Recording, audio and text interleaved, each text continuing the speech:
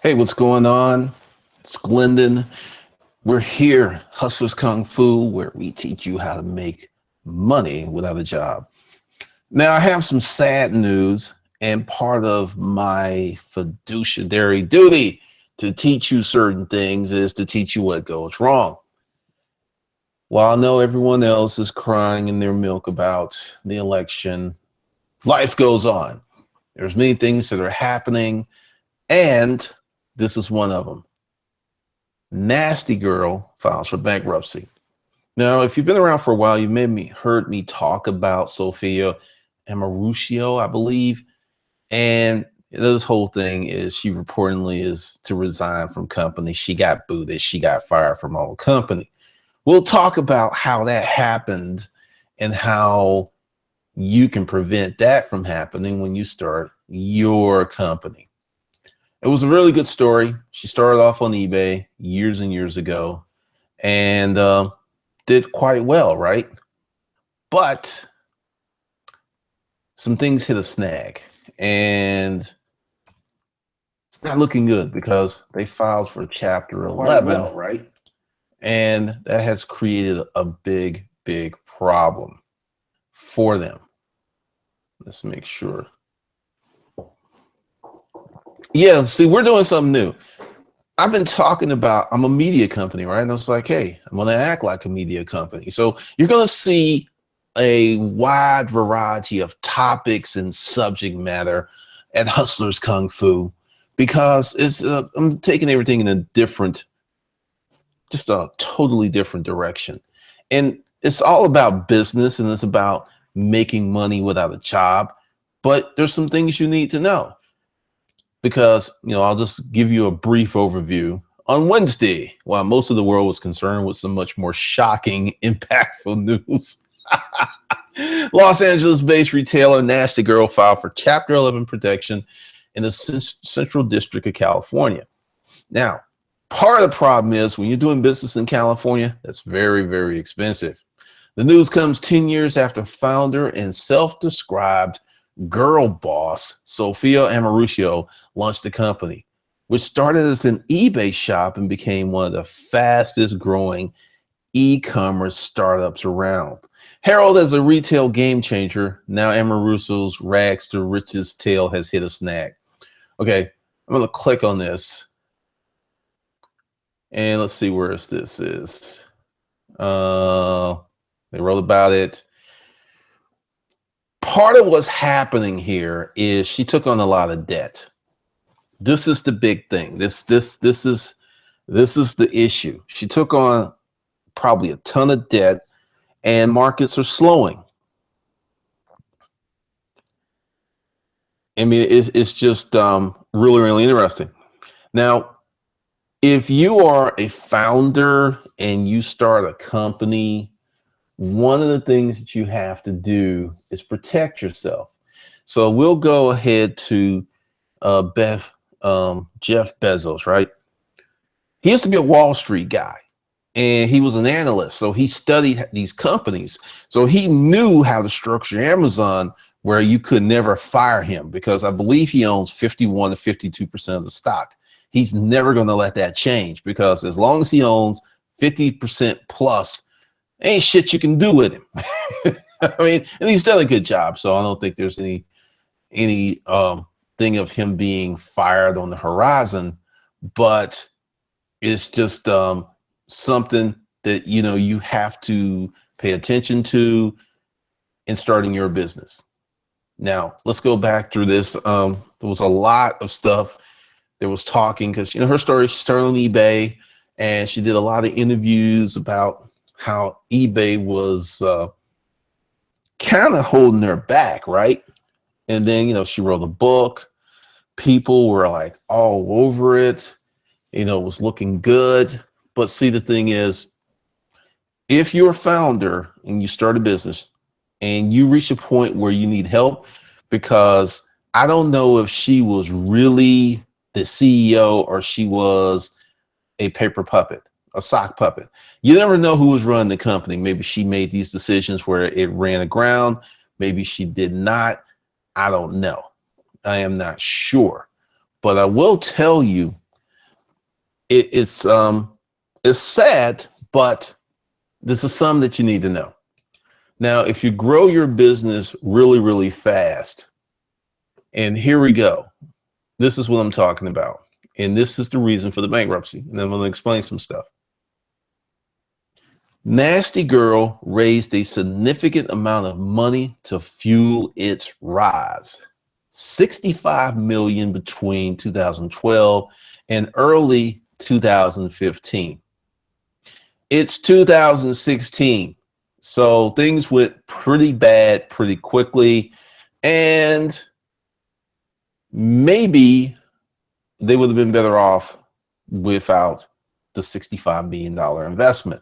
Because when someone invests $65 million into your company, they want some payback. They want some profits. They want some returns, usually within 2 to 5 years. You got to bring that money back. There is no, we're going to be doing this forever and then forever. Now, I believe, and this is just me, and this is my advice to you guys, if she had not borrowed the money, understand, she was making money. It wouldn't have been, quote, girl boss. It wouldn't have been this. It wouldn't have been like this. It would have been more, she probably would have been making $1 million or $2 million a year, smaller staff, passionate tribe. But this is what happens, and this is one of the reasons that I changed the direction of this channel, is you have a lot of people who are all about this crazy growth, right? And doesn't always work out. It just doesn't work out. I mean, it gets to be really rough sometimes. So if you start a business, here's a few tips.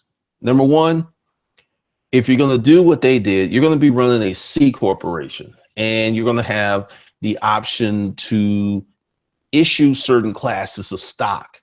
What you want to do is to make sure that if you bring on investors, because typically the more investors you bring on, the more money that you take, the less of the company that you own. That's just the reality of how that game is played. So make sure that if you can, go as far as you can without raising any money from any outside investors. That's going to be the best way for you to rock and roll. That's going to be the best way for you to take your company to the next level and keep your company. Now, the thing is, she's going to bounce back. I mean, she started a company, she raised money, she's got a certain skill set. She'll be able to either get more money for another business if she wants to get a job if she wants to. So she's going to be okay. Understand that. She's going to, don't be like, oh, no. This is not like, this isn't going to be what will happen to a regular person. She's got some backup, and I do believe that she's married. So I don't know what, I don't know the whole deal, but she'll be okay. She will be just fine. But when you do your C Corp, make sure that you do everything possible to maintain the majority ownership of your company. Remember years ago how Steve Jobs, he was kicked out of his own company? That's how. See, when you are a founder and you go ahead and you create this company, but you don't lock down ownership, anything can happen. You could literally be kicked out of the company that you started, because as you sell shares, you sell equity. Shares are equity, and equity is ownership in the company. And as you continue to sell a ton of shares, then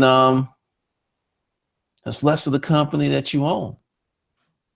That's just the reality of it. And many people don't really understand that. Robert, see how that worked for Apple. Yeah, Apple got in trouble. They got a little greedy. They made some mistakes, and some stuff happened, and they had to bring him back, and he literally saved the company. But I think that's a really rare situation, because typically if you're a founder and you get booted, you're not coming back. You're not going to get a chance. There's some cases where people have been able to buy back their companies after selling them. I think this is more just a passion type thing. It's like, this company's your baby.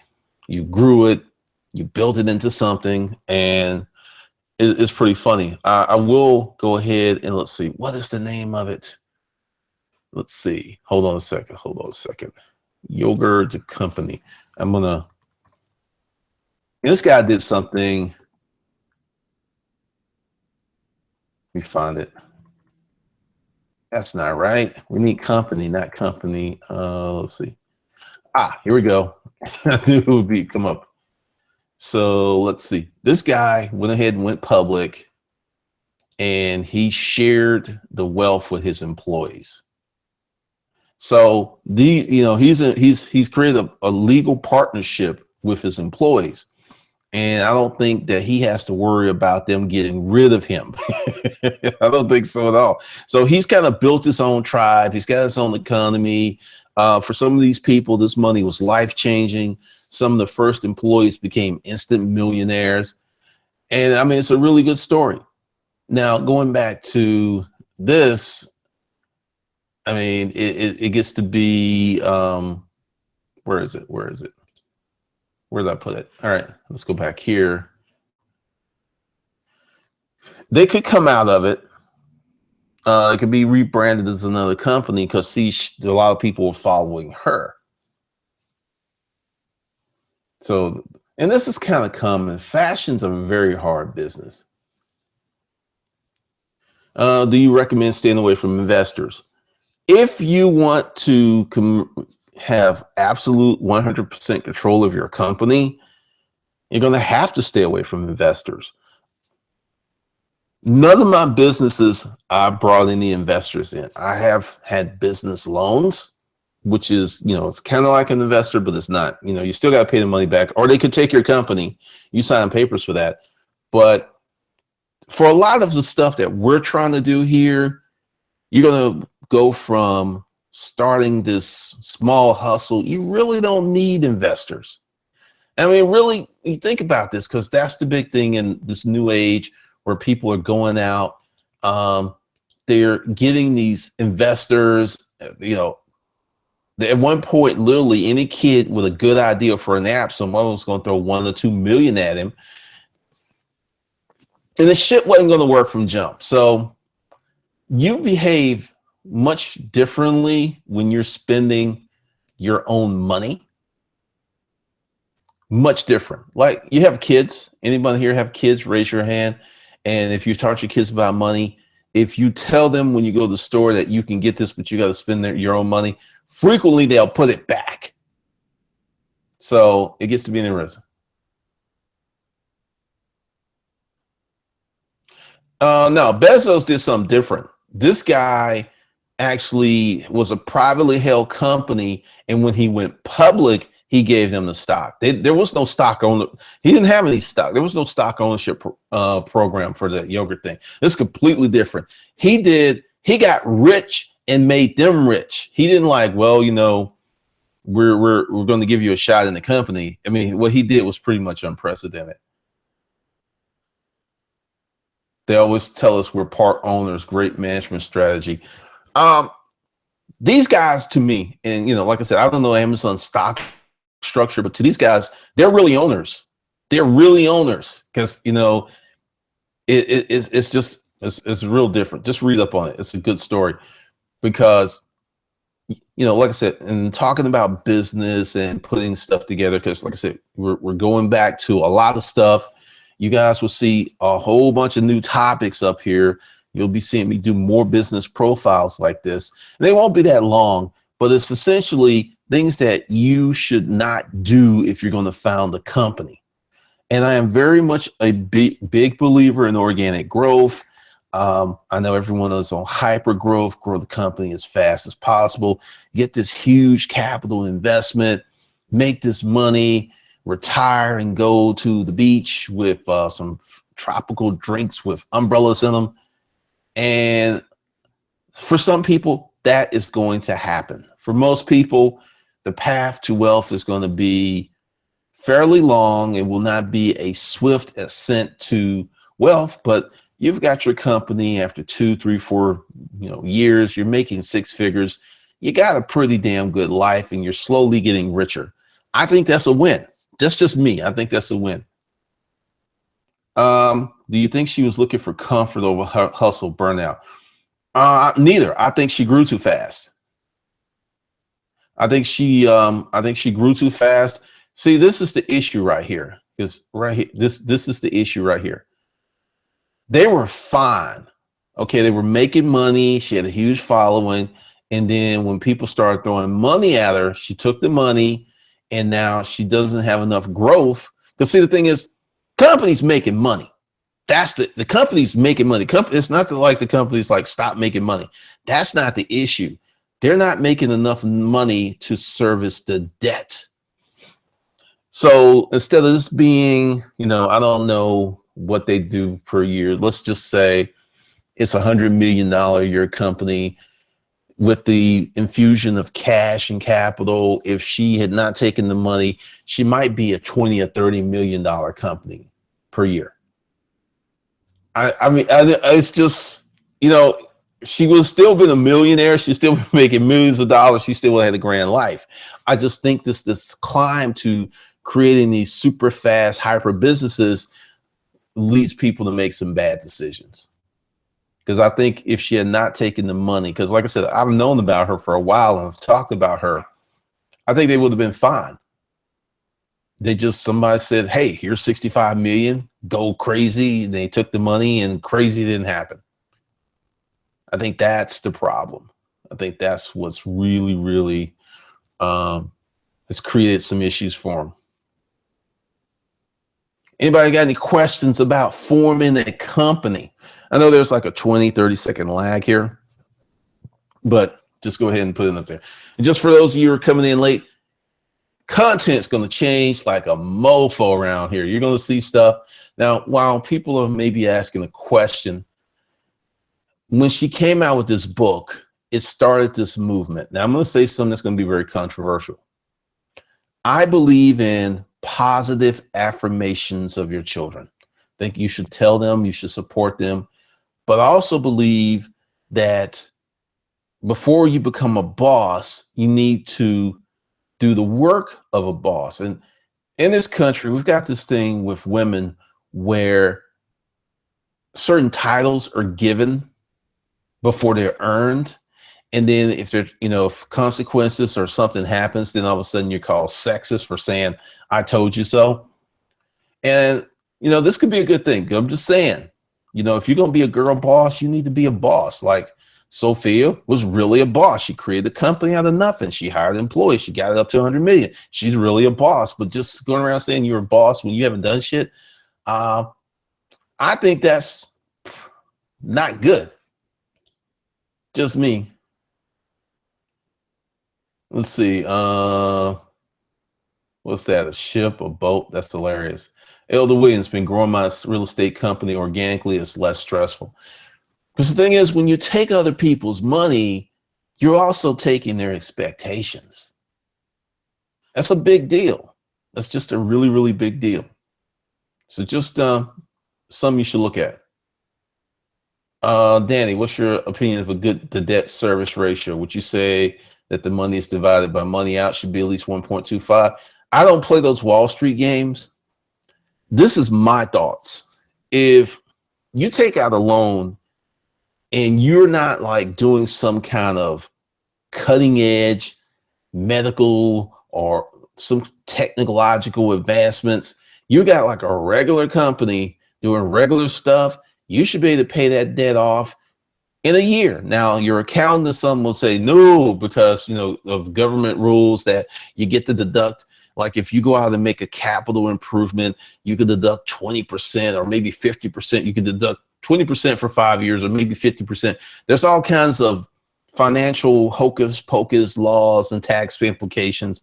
But once again, if Sophia started at home.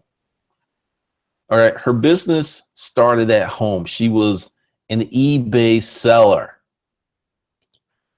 That's how she got started. And she grew this organically, and then shit went sideways.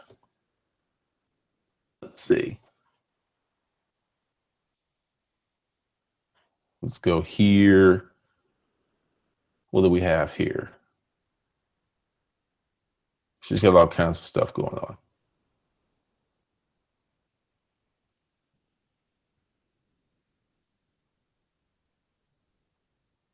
Let's see. Like I said, I wonder, is she still got, see what we find here. Let's look at this. Is this a resale or is this hers? Nope, this is a resale. This kind of stuff that she was selling.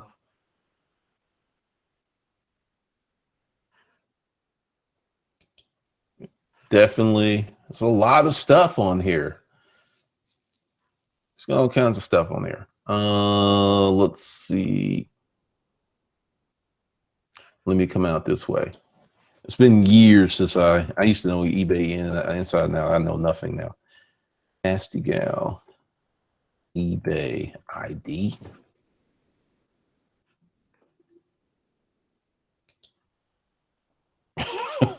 Okay, what the hell? All right. Don't know what that was about. That was funny.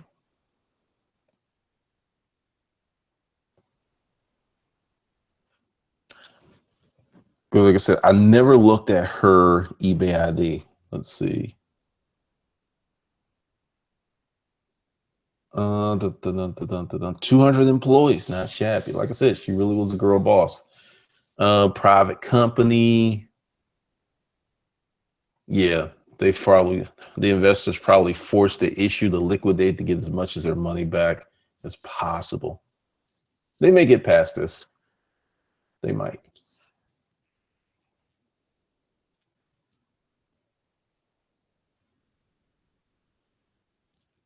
Correction simple. Yeah, see, this is the thing.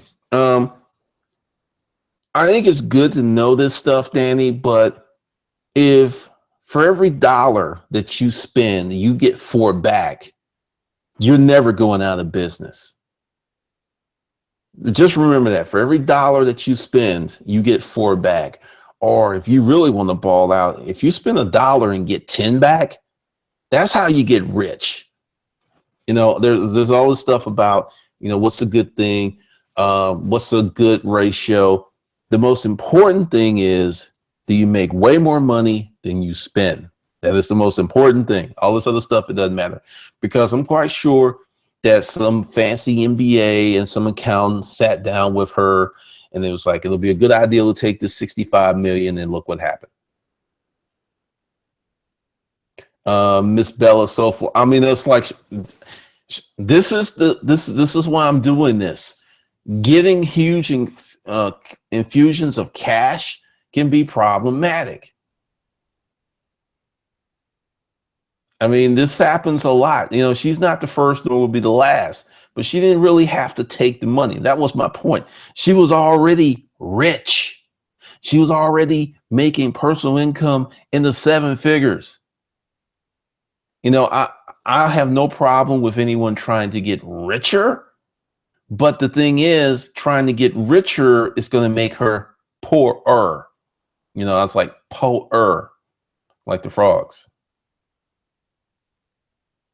Yeah, you know, forget all about these fancy equations and these ratios. These are things that make people who went to business school sound smart. But anytime, you know, because a lot of people like, hey, you know, I got some question like, are you still selling stuff online? And I was like, I'm going to answer that later because, you know, I was going to fire off some rude shit. But one of the reasons that this is part of the media company, this new format and stuff I'm doing, is I get to create my product. So let's just say this video, it is a product. Let's not even say it is a product of the company. So one of the products of the media company. And I spend, I don't know how long have I been here. You're at 24 minutes because I'm gonna try to keep this at 30. So 30 minutes, and over the course of a year, this video makes between sales $1,000 in 30 minutes. That's one of the reasons that I have moved to this, because I was a physical product guy for well over, a quarter of my life. And you can make a lot of money with physical products, a ton of money with physical products. But the thing is, with intellectual property, media, image, this stuff, the money is insane when you look at it proportionally to effort, to ROI. And I may never have like $100 million company. That's actually not even on the goal sheet. I got different goals. But the thing is, as long as I put out content and make way more money than time put in to do it, I'm so far ahead of the game. So that's just one of the things. But yeah, don't play these financial games. You spend $1, you get 4 back, you're good. You spend $1, you get 1 back, you're kind of good, but you're also very leveraged. And this is how people end up broke or filing bankruptcy. But if you spend $1 and get 4 back, or online, where you can spend $1 and get 10 back, or you can spend $1 and get 20 back, or you can spend $1 and get 40 back, that, my friend, is how you get rich. Really, Frankie DI, really useful stuff. Appreciate it. Be sure to subscribe if you haven't. Let's see. Exactly. Get rich with your own money. Mark Cuban always says, if you can get a loan to start a business, you're stupid. Rugged College, I have 4 corporations, really big headache now. That's pretty much not making a lot of money about, but my vision is to fill them up. So I built them on this purpose. Very cool. Very cool. All right. So for those of you who are here, it's actually not under this video. It'll be there later because I forgot to put it under there. I think I put it under there. Let's see. No, I didn't. Uncivilized products. Uncivilized profits. We'll be talking about a lot of this stuff, and it's going to be templates about the things that people with money do to manipulate the people who don't have that much money to give them their money. Prime example, if someone told you 10 years ago that people would be donating money to a billionaire, you would have said they were crazy, but it happened. That is the power of uncivilized profits. All right, I will be catching you folks later. Be sure to subscribe. And if you need a little help, go below the video. There's a lot of useful information for you.